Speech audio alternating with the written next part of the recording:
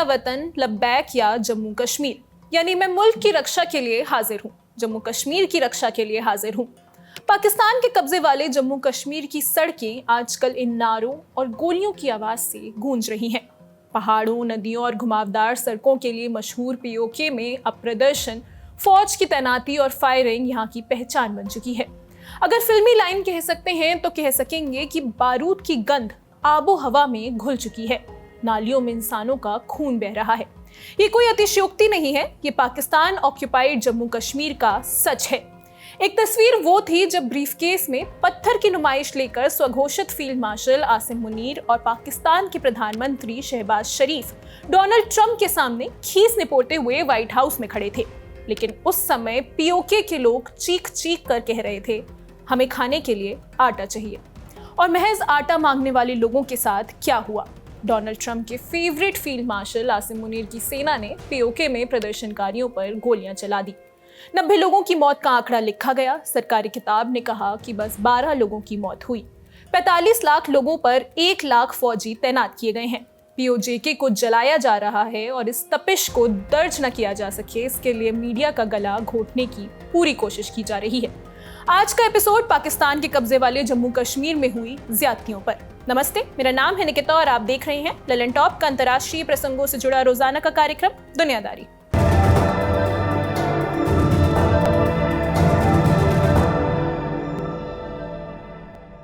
2 अगस्त को पाकिस्तान ने देश भर में कतर के मीडिया नेटवर्क अल जजीरा पर बैन लगा दिया। असल में अल जजीरा ने पिछले कुछ दिनों में अपनी कई ग्राउंड रिपोर्ट्स के जरिए इस्लामाबाद की चुनावी प्रक्रिया की उस तस्वीर को दिखाया जो पाकिस्तान के आधिकारिक दावों से बिल्कुल अलग थी। उसकी टीम ने मुजफ्फराबाद से रिपोर्टिंग करते हुए दिखाया कि शहर लगभग वीरान हो चुका है। बड़ी संख्या में लोगों ने मतदान का बहिष्कार किया है। अल जजीरा के कैमरे में बंद बाजार, शटर गिरे पेट्रोल पंप, ठप पब्लिक ट्रांसपोर्ट और लगातार 50 दिनों से ज्यादा समय तक इंटरनेट बंद रहने जैसी तस्वीरें कैद हो गईं। रिपोर्ट का दावा था कि ये सब चुनाव के दौरान लोगों के गुस्से और विरोध का सबूत है। पाकिस्तान के सूचना और प्रसारण मंत्रालय ने इस रिपोर्टिंग पर तुरंत प्रतिक्रिया दी। सोशल मीडिया पर जारी बयानों में मंत्रालय ने अल जजीरा पर येलो जर्नलिज्म यानी बात को गलत तरीके से और बढ़ा चढ़ाकर लोगों के सामने पेश करने का आरोप लगाया। पाकिस्तानी सरकार का कहना था कि अल जजीरा ने जानबूझकर कुछ चुनिंदा पोलिंग बूथ दिखाए और पहले से तय बयान रिकॉर्ड किए ताकि पाकिस्तान के कब्जे वाले कश्मीर की चुनावी प्रक्रिया को बदनाम किया जा सके। लेकिन सेंसरशिप सिर्फ अल जजीरा तक नहीं थमी। 4 अगस्त को पाकिस्तान ने सभी अंतर्राष्ट्रीय न्यूज चैनलों और विदेशी पत्रकारों के लिए नई गाइडलाइंस जारी कर दी। नई फॉरेन मीडिया फैसिलिटेशन गाइडलाइंस के तहत अब कोई भी विदेशी पत्रकार इस्लामाबाद, लाहौर और कराची से बाहर रिपोर्टिंग के लिए सरकार की इजाजत के बिना नहीं जा सकता। इसके लिए पहले नो ऑब्जेक्शन सर्टिफिकेट यानी एनओसी लेना जरूरी होगा। यानी अगर कोई विदेशी पत्रकार पाकिस्तान के अवैध कब्जे वाले इलाके में पड़ने वाले मुजफ्फराबाद, मीरपुर और रावलकोट जैसे इलाकों में ग्राउंड रिपोर्टिंग करना चाहता है तो उसे पहले सरकार से एनओसी लेनी होगी। लेकिन पत्रकारों और मीडिया संस्थानों का कहना है कि ऐसा सर्टिफिकेट हासिल करना लगभग नामुमकिन है। इसी वजह से committee to protect journalist CPJ और एमनेस्टी इंटरनेशनल जैसे संगठनों ने नियमों का आलोचना की है।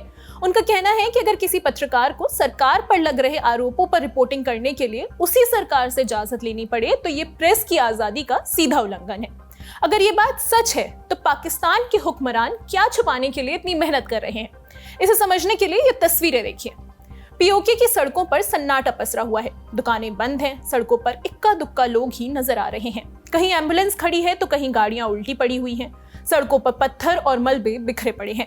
ये तस्वीर पीओके में प्रदर्शन के बाद का हाल बयां करती है। प्रदर्शन में अब तक 90 से ज्यादा लोगों की मौत हो चुकी है, जबकि पाकिस्तान के हुक्मरानों का कहना है कि 12 के आसपास ही मृतकों की संख्या गिनने में आई है। पुलिस के अलावा फौज और पैरामिलिट्री के हजारों सैनिक यहाँ तैनात हैं। पिछले 2 महीने में रावलकोट, मुजफ्फराबाद, मीरपुर, कोटली और बाग जैसे शहर लगातार पूरी तरह से ठप पड़े हुए हैं। बाजार बंद रहे, स्कूलों में ताले जड़ गए हैं। हालात संभालने के लिए पंजाब और इस्लामाबाद से हजारों अतिरिक्त सुरक्षा बलों को पीओके भेजा गया। इंटरनेट बंद कर दिया गया, लैंडलाइन सेवाएं भी काट दी गई और अब कैमरों को भी इलाके से बाहर किया जा रहा है। प्रदर्शन के दौरान हुई हिंसा में अस्मा नाम की एक महिला ने अपना इकलौता बेटा खो दिया। बीबीसी उर्दू से बात करते हुए उन्होंने बताया कि जिस समय वो खुद प्रदर्शन में शामिल थी, उसी दौरान उन्हें खबर मिली कि उनके बेटे को गोली मार दी गई है। ऐसी कहानियां सिर्फ अस्मा की नहीं थी। रावलकोट के कई परिवारों ने बताया कि उन्होंने अपने बेटे, भाई या पति को सुरक्षा बलों की गोलीबारी में खो दिया। ऐसी ही एक रिपोर्ट इंडिपेंडेंट उर्दू की पत्रकार रमना सईद की भी है, जिन्होंने 27 जुलाई के चुनाव के दौरान वहां से रिपोर्टिंग की थी। उन्होंने एक्स पर लिखा, एजेके में रिपोर्टिंग के दौरान मैंने जो देखा, मुजफ्फराबाद में जिन ज्यादातर लोगों से मैंने बात की, उन्होंने चुनाव का बहिष्कार किया। उनका कहना था कि जून में शुरू हुए विरोध प्रदर्शन के बाद से 50 से ज्यादा लोगों की मौत हो चुकी है। हमने लोअर और सेंट्रल प्लेट इलाकों में हिंसक झड़पें भी देखी। लोग इतने डरे हुए थे कि कैमरे पर या रिकॉर्ड पर कुछ भी बोलने को तैयार नहीं थे। यानी वहां सिर्फ विरोध प्रदर्शन नहीं हो रहे थे, बल्कि डर का माहौल भी इतना गहरा था कि लोग अपनी पहचान उजागर करके बात करने से भी इनकार कर रहे थे। 27 जुलाई को चुनाव शुरू होने के बाद से हिंसा और उग्र हो गई है। अभी तक 2 चरणों के चुनाव हुए हैं, जिस दौरान प्रदर्शन में 40 लोगों की मौत की खबरें सामने आई हैं। आखिरी चरण का चुनाव 10 अगस्त को होना है, जिसके बाद नतीजे घोषित होंगे। लेकिन यह हिंसा चुनाव कराने के खिलाफ नहीं है। इसकी शुरुआत 3 साल पहले 2023 में आटा खरीदने के लिए लगी एक लाइन से हुई थी। तब पीओके में लोगों का गुस्सा 2 मुद्दों पर फूट पड़ा। पहला, बिजली के बढ़ते बिल, और दूसरा, सरकारी सब्सिडी वाले गेहूं।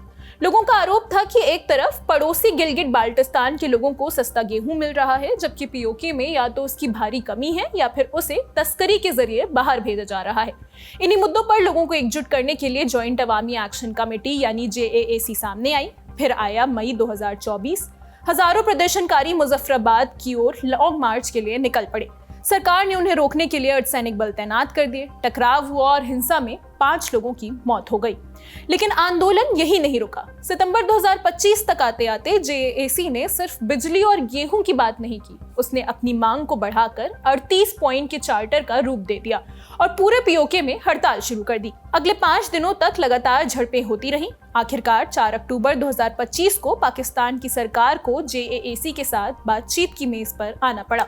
दोनों पक्षों के बीच एक समझौता हुआ। सरकार ने वादा किया कि 90 दिनों के भीतर JAAC की सभी 38 मांगों पर कार्रवाई की जाएगी, लेकिन ऐसा नहीं हुआ। मई 2026 आते आते सरकार और JAAC के बीच बातचीत पूरी तरह टूट चुकी थी। 90 दिनों का समय सीमा खत्म हो चुकी थी। सरकार ने कुछ राहत जरूर दी थी। घरेलू बिजली का रेट घटाकर 3 रुपए प्रति यूनिट कर दिया गया। गेहूं भी सस्ता किया गया, लेकिन लोगों का कहना था कि ये कोई स्थायी समाधान नहीं है, क्योंकि पीओके के पास फाइनेंशियल ऑटोनॉमी यानी वित्तीय फैसले खुद लेने का अधिकार नहीं है। माने इस्लामाबाद चाहे तो आज सब्सिडी दे सकता है और कल वापस भी ले सकता है। लेकिन सरकार ने ये बात नहीं सुनी। फिर 7 जून 2026 को पीओके की सुप्रीम कोर्ट ने एक अहम फैसला सुनाया। अदालत ने कहा कि विधानसभा की 45 सीटों में से 12 सीटें जो पाकिस्तान के अलग अलग शहरों जैसे लाहौर और कराची में रहने वाले कश्मीरी शरणार्थियों के लिए आरक्षित हैं, उन्हें हटाया नहीं जा सकता। अदालत ने कहा कि ये सीटें संविधान से संरक्षित हैं और इन्हें खत्म करने के लिए संवैधानिक संशोधन करना होगा। यहीं से विवाद और गहरा हो गया। JAAC का कहना था कि इन 12 सीटों की वजह से ऐसे लोग सरकार चुनते हैं जो रावलकोट या मुजफ्फराबाद की रोजमर्रा की जिंदगी से जुड़े ही नहीं हैं। रिफ्यूजी सीटों को लेकर पूरा विवाद हम आपको दुनियादारी के पुराने एपिसोड्स में भी बता चुके हैं। अगर आपने नहीं देखा है तो लिंक आपको डिस्क्रिप्शन में मिल जाएगा। खैर, पाकिस्तान की सरकार का तर्क था कि ये सीटें विस्थापित कश्मीरियों का प्रतिनिधित्व करती हैं, इसलिए उनका बने रहना जरूरी है। सुप्रीम कोर्ट ने भी सरकार के पक्ष में फैसला दिया, लेकिन JAAC ने इसे मानने से इनकार कर दिया और नए आंदोलन का ऐलान भी हो गया। प्रदर्शन शुरू होने से 2 दिन पहले 5 जून 2026 को पाकिस्तान ने JAAC को आतंकवादी संगठन घोषित कर दिया। संगठन के दफ्तर सील कर दिए गए, उसके नेताओं के खिलाफ गिरफ्तारी वारंट जारी हो गए। लेकिन इसके बावजूद प्रदर्शन जारी रहे। 8 जून 2026 को रावलकोट में प्रदर्शनकारियों और सुरक्षा बलों के बीच हिंसक झड़पें शुरू हो गई। इसके बाद के हफ्तों में मौतों और घायलों की खबरें टुकड़े टुकड़ों में सामने आती रहीं। नतीजा ये रहा कि पीओके में जो चुनाव 2 अगस्त को होने थे, उन्हें भी 3 फेजों में बांट दिया गया। पहला 27 जून को हुआ, दूसरा 2 अगस्त को हुआ और अब तीसरे फेज की वोटिंग 10 अगस्त को होगी, जैसा हमने आपको पहले बताया था। हमने अभी 38 पॉइंट चार्टर का जो जिक्र किया था, इस चार्टर में वो मांगे लिखी हैं जिन्हें लेकर प्रदर्शन हो रहे हैं। रिफ्यूजी सीट्स का मुद्दा तो आपने पहले समझ ही लिया है, बाकी मांगे भी एक एक करके देख लेते हैं। इनमें सबसे पहले है सब्सिडी वाला गेहूं। JAAC की मांग है कि पीओके के लोगों को भी उसी कीमत पर गेहूं मिले जिस पर पड़ोसी गिलगिट बाल्टिस्तान के लोगों को मिलता है। दूसरी बड़ी मांग बिजली को लेकर है। संगठन का कहना है कि मंगला डैम जैसे प्रोजेक्ट्स के बावजूद पीओके में बिजली पहुंच से बाहर है। प्रदर्शनकारियों का तर्क है कि बिजली उनके अपने इलाके की नदियों से बनती है, लेकिन उसके लिए उनसे निर्यात जैसी कीमत वसूली जाती है। इसके अलावा जेएसी ने फ्यूल एडजस्टमेंट चार्ज कम करने और चीनी, खाने के तेल समेत दूसरी जरूरी चीजों पर सब्सिडी की भी मांग की है। वीआईपी कल्चर खत्म करने की भी बात कही गई है, यानी नेताओं और बड़े अधिकारियों को मिलने वाली खास सुविधाओं पर सरकारी खर्च पर रोक लगाने की मांग। चार्टर में भ्रष्टाचार के खिलाफ कार्रवाई, सरकारी खर्च में पारदर्शिता, स्थानीय प्रशासन को मजबूत करना, सड़कों का निर्माण, न्यायिक सुधार और पीओके को एडमिनिस्ट्रेटिव ऑटोनॉमी देने की मांग भी शामिल है। लेकिन 2 महीने से लगातार प्रदर्शनों के बावजूद पाकिस्तान में आला कमानों ने अब तक बातचीत में कोई दिलचस्पी नहीं दिखाई है। पाकिस्तान के रक्षा मंत्री ख्वाजा आसिफ ने तो प्रदर्शनकारियों को भारत से जोड़ते हुए उन्हें मुल्क का दुश्मन बताया है। नहीं जी, मेरा नहीं ख्याल कोई डायलॉग होगा जो जिस तरह मैं फिर दोबारा कहूँगा कि मैं इनको हिंदुस्तान के साथ जो है ना, इन लोगों को ब्रैकेट करता हूँ, उसी जुमरे में इनको शुमार करता हूँ जिसमें हम हिंदुस्तान को दुश्मनों की सफ में देखते हैं। ये लोग भी पाकिस्तान। भारत की तरफ से भी प्रतिक्रिया आई है। This so-called local election in Pakistan occupied Kashmir is a complete farce. Such hollow exercises cannot hide reality.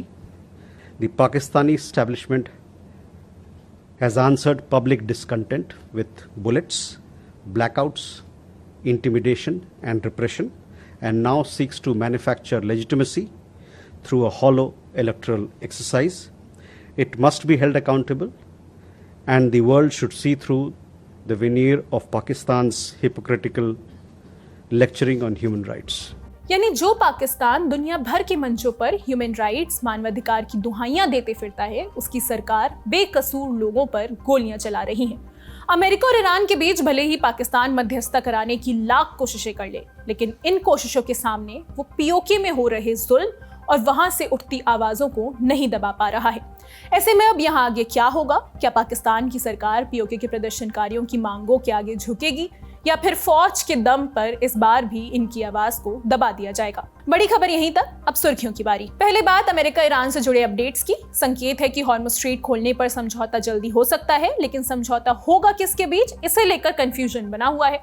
America कह रहा है कि उसकी हॉर्मुज़ पर ईरान से बातचीत चल रही है, हो सकता है कि आज या कल में कोई तस्वीर भी साफ हो जाए। अमेरिका का दावा है कि इससे हॉर्मुज़ पूरी तरह खुल जाएगा और वहां से गुजरने वाले जहाजों पर कोई टोल भी नहीं लगेगा। लेकिन दूसरी तरफ ईरान का कहना है कि वो हॉर्मुज़ पर ओमान के साथ एक डील कर रहा है और वही दोनों मिलकर हॉर्मुज़ का ट्रैफिक कंट्रोल करेंगे। बहरहाल हालिया जानकारी से लगता है कि अल्टीमेटली हॉर्मुज़ का कंट्रोल ईरान के पास ही रहेगा और वो जहाजों पर फीस भी लगा सकता है। इस बीच लाल सागर में भारत के झंडे वाले जहाज पर हमला हुआ है। हमले के बाद जहाज डूब गया। भारतीय विदेश मंत्रालय ने बताया कि 4 अगस्त को यमन के तट के पास MSV फैज नूर ओलिया नाम के जहाज पर अटैक हुआ था। जहाज में मौजूद सभी 13 भारतीयों को रेस्क्यू कर लिया गया है। विदेश मंत्रालय ने भारतीय जहाज पर हमले की निंदा भी की। अब तक किसी ने भी हमले की जिम्मेदारी नहीं ली है, लेकिन यमन की सऊदी समर्थित सरकार ने इसके लिए ईरान समर्थित हूती विद्रोहियों को जिम्मेदार ठहराया। हूती विद्रोहियों ने कुछ समय पहले ही लाल सागर में सऊदी पर नेवल ब्लॉकेड लगाया था, जिसके बाद वो इलाके में कई जहाजों को निशाना बना चुका है। अब बात बांग्लादेश की। बांग्लादेश की पूर्व प्रधानमंत्री शेख हसीना ने दिल्ली में एक इवेंट को वर्चुअली लाइव संबोधित किया। उन्होंने क्या कुछ कहा, जानने के लिए चलते हैं न्यूज रूम। बांग्लादेश की पूर्व प्रधानमंत्री शेख हसीना 5 अगस्त को दिल्ली में हो रहे एक इवेंट में लाइव जुड़ी, लेकिन वर्चुअली, केवल ऑडियो में अपनी स्पीच दी। इस दौरान हसीना ने अपने परिवार की कुर्बानी को याद किया और याद करते हुए भावुक हो गई। सबसे पहले हसीना ने जुलाई 2024 में हुए आंदोलन पर बात की, जिस वजह से उन्हें बांग्लादेश छोड़कर भारत आना पड़ा था। उन्होंने कहा कि ये बांग्लादेश में कोई शांतिपूर्ण आंदोलन नहीं था। मैंने व्यक्तिगत रूप से छात्रों के साथ बातचीत की पहल की थी और उन्हें प्रधानमंत्री आवास भी बुलाया था, लेकिन कोटा सुधार आंदोलन को मेरे इस्तीफे की मांग में बदल दिया गया। ऑर्गेनाइज्ड ग्रुप्स ने उस आंदोलन का इस्तेमाल हिंसा और सत्ता परिवर्तन के लिए किया। हसीना ने कहा कि लोगों को सच पता चले, इसलिए उन्होंने प्रदर्शनों की जांच करवाई, इंक्वायरी कमेटी बनवाई, लेकिन सत्ता में आने के बाद मोहम्मद यूनुस ने जांच रोक दी, सच बाहर नहीं आने दिया। शेख हसीना ने अपनी बांग्लादेश वापसी पर भी बात की, कहा कि मैं दिसंबर में वापस जाऊंगी, सही समय पर तारीख भी बताऊंगी। मैं लोकतंत्र और धर्मनिरपेक्ष राजनीति में यकीन रखती हूँ, अपने देश से दूर नहीं रह सकती। मुझे गिरफ्तार किया जा सकता है, झूठे केस लगाए जा सकते हैं, लेकिन वापस ज़रूर जाऊंगी। हसीना ने इस दौरान अपनी कुछ मांगे भी गिनाई। कहा कि अवामी लीग पर से बैन हटना चाहिए, राजनीतिक बंदी बनाए गए लोगों को आज़ाद किया जाना चाहिए, प्रेस की आज़ादी सुनिश्चित करनी चाहिए। हसीना ने भारत पर भी बात की, कहा कि वो एक हेड ऑफ स्टेट की तरह ही भारत में रह रही हैं। भारत हमेशा से बांग्लादेश का महान दोस्त रहा है, जब भी हमें ज़रूरत हुई भारत ने साथ दिया और मुझे पता है आगे भी ऐसा होगा। लेकिन अब मैं अपने देश लौटना चाहती हूँ, इसका किसी सरकार से कोई नाता नहीं है। हसीना की स्पीच से एक बार फिर बांग्लादेश में राजनीतिक उथल-पुथल वाले हालात पैदा हो सकते हैं। बांग्लादेश सरकार ने पहले ही आपत्ति जताई थी कि भारत में एक भगौड़े को बोलने का मौका क्यों दिया जा रहा है। लोकल चैनल्स को हसीना का भाषण न चलाने की हिदायत दी गई थी। बांग्लादेश ने इस पर भारत से भी स्टैंड क्लियर करने की भी मांग की थी, चेतावनी दी थी कि इसका असर भारत बांग्लादेश के रिश्तों पर पड़ सकता है। हालांकि भारत सरकार ने साफ किया था कि एक निजी कार्यक्रम था और हमारा इससे कोई भी लेना देना नहीं है। हसीना पहले ही दिसंबर में बांग्लादेश वापस जाने का ऐलान कर चुकी हैं, जिस पर बांग्लादेश सरकार ने कहा है कि उन्हें आते ही गिरफ्तार कर लिया जाएगा। हसीना को बांग्लादेश में मौत की सजा सुनाई जा चुकी है। अगली खबर रूस यूक्रेन जंग से। रूस ने एक बार फिर यूक्रेन की राजधानी कीव में बैलिस्टिक मिसाइलों से बड़ा हमला किया है। यूक्रेन के राष्ट्रपति वोलोदिमिर ज़ेलेंस्की ने बताया कि रूस के इन हमलों में 17 लोगों की मौत हुई है, वहीं 44 लोग घायल हुए हैं। बकौल ज़ेलेंस्की, रूस ने 24 बैलिस्टिक मिसाइल, 4 ओनिक्स मिसाइल और 115 ड्रोन से हमले किए।